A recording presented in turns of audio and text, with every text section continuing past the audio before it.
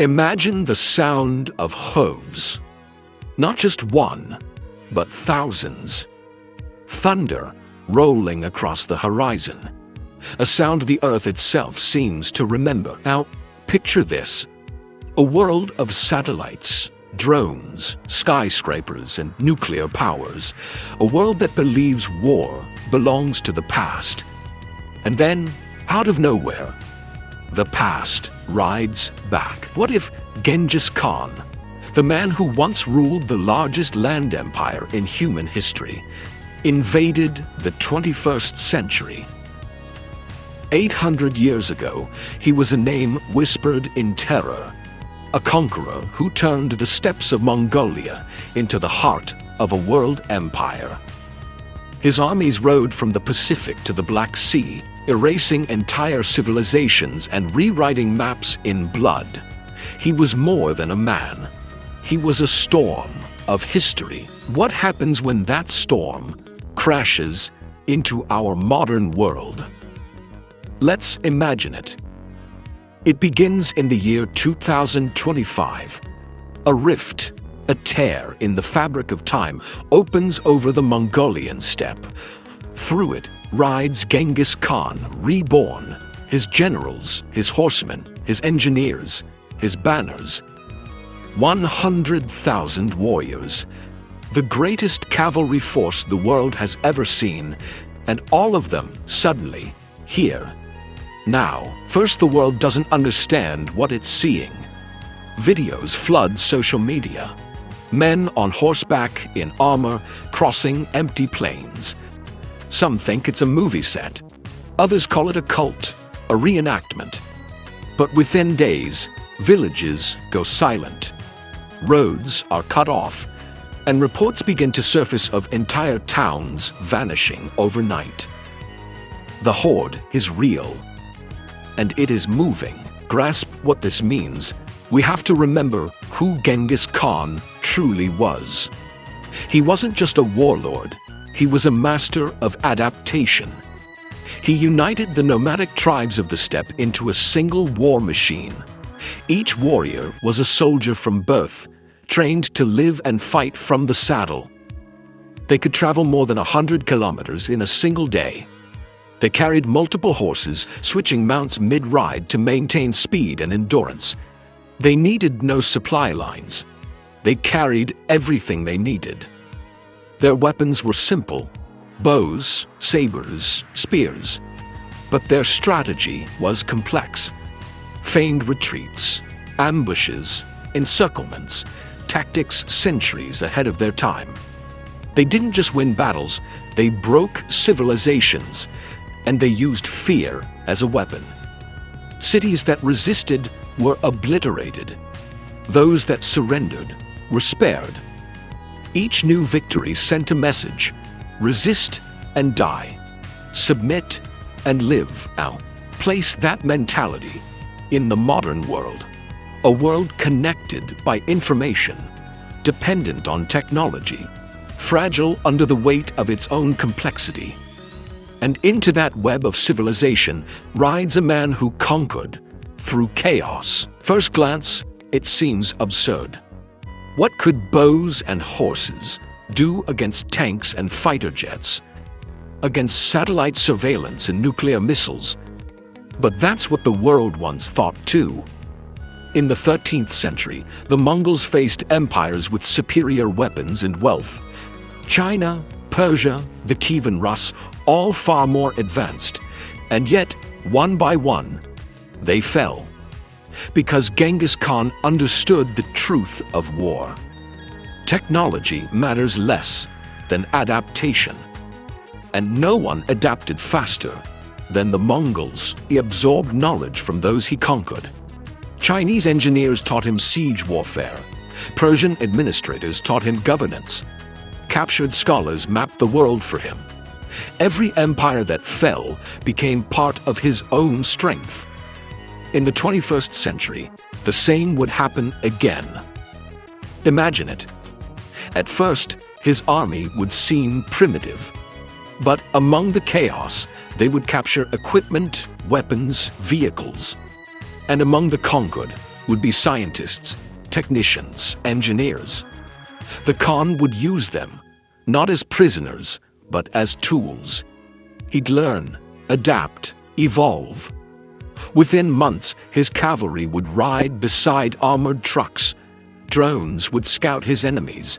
Hijacked satellites would guide his movements. An ancient warlord, reborn as a modern commander, he would strike first where the world is weakest. Rural regions, infrastructure lines, places where modern militaries are slow to respond. The first wave would take parts of Mongolia, then northern China, Kazakhstan, and southern Russia. Governments would hesitate, unsure if this is a rebellion, an attack, or something far stranger. By the time the truth was clear, entire provinces could be under Mongolian control. And then comes the psychological war. The Khan would unleash the oldest weapon of all: fear. He'd release captured footage of victories, executions, and burning cities. Social media would amplify the terror. Rumors would spread faster than any army could move, and fear would do what bullets cannot.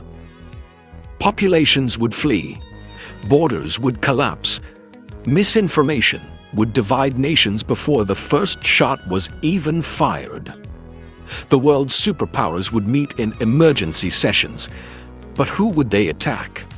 How do you wage war on a phantom? Would China strike its own territory? Would Russia? Would NATO intervene? Every moment of hesitation would be another victory for the Khan. Within a year, his empire could stretch across Central Asia, a territory large enough to sustain him, rich enough to feed his army, and remote enough to resist modern air campaigns. He would rule by fear, loyalty, and myth, the same tools he used before. And history would begin to repeat. Because the Mongols never conquered purely by force. They conquered through assimilation.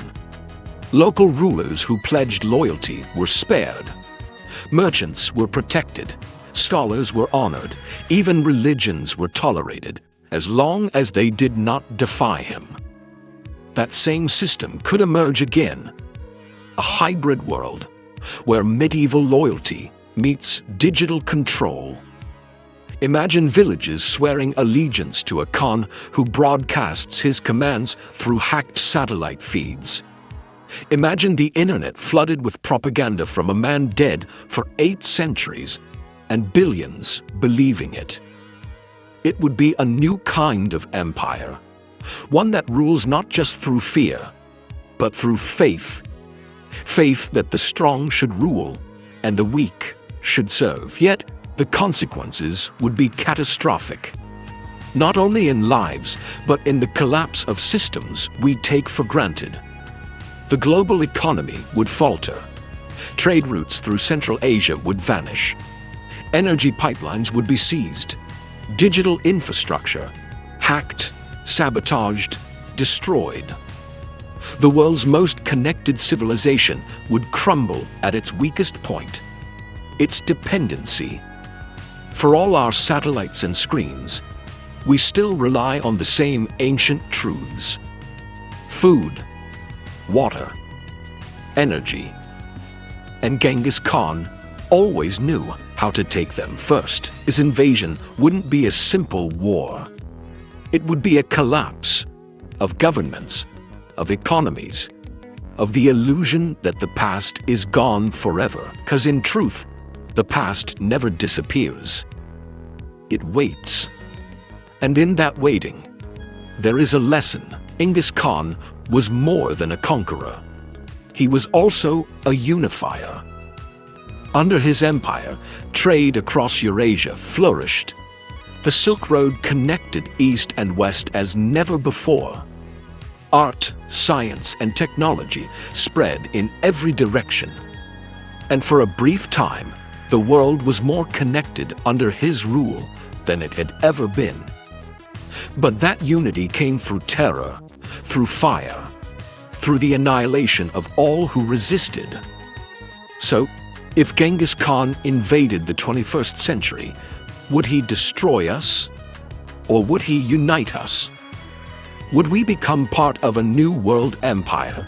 Or would we finally learn that some victories cost too much to win?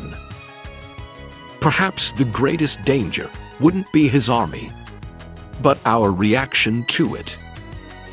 Would nations unite to stop him?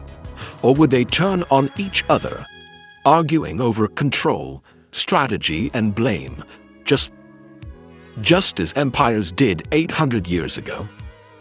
Because maybe the real test wouldn't be whether we could stop Genghis Khan, but whether we've truly evolved beyond the world he came from. Maybe the modern world isn't as far from his as we'd like to think. Maybe, deep down, the same hunger for conquest still burns. In politics, in power, in ambition. And maybe that's why he still haunts us. The face of a man who built an empire from nothing. The shadow of a ruler who shaped continents. And the warning of what happens when will, discipline, and brutality combine without mercy. If Genghis Khan invaded today, the world would burn. But perhaps not for the reasons we imagine. Not because of his weapons, but because of our own. Our divisions, our technology, our fear. The Mongol invasion of the 21st century would not be a war between past and present. It would be a mirror, showing us what kind of world we've really built. A fragile peace. A world that depends on cooperation, but still worships power. A world that has forgotten how easily civilization can fall. So maybe the true question isn't, what if Genghis Khan invaded the modern world? Maybe it's this: if he did, would we be any better than the empires he destroyed? Because history never really ends. It only waits for its next conqueror.